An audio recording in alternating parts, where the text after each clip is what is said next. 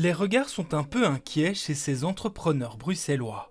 Ils exportent déjà aux États-Unis ou espèrent s'ouvrir à ce marché de plus en plus compliqué.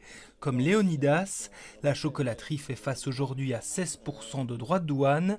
Depuis avril et les décisions de Donald Trump, c'est 10% de plus qu'auparavant. C'est inquiétant parce qu'à la fin de la journée, c'est le consommateur, celui qui aime le chocolat, qui va devoir payer ce tarif-là.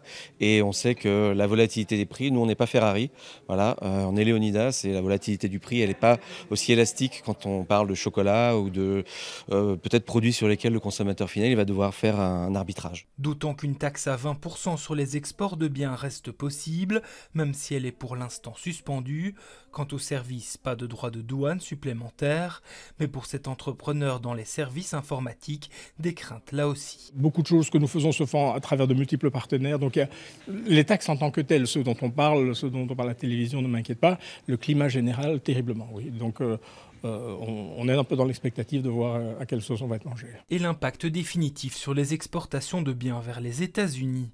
Longtemps en hausse, elles sont aujourd'hui en baisse, 417 millions d'euros l'an dernier, avec la fermeture d'Audi et le ralentissement de notre secteur chimique, car les transports et la chimie représentent ensemble 88% de nos exports, bien plus que le reste du top 5, avec l'alimentaire, l'art et les pierres précieuses.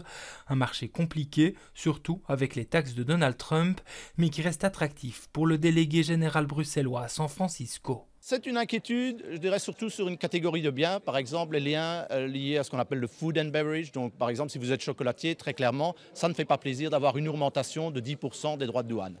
Par contre, sur les logiciels et sur les services, là, il n'y a absolument aucun effet.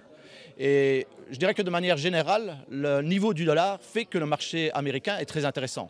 Car les États-Unis restent un acteur important pour Bruxelles, notre 6e partenaire d'exportation et le premier hors de l'Union européenne.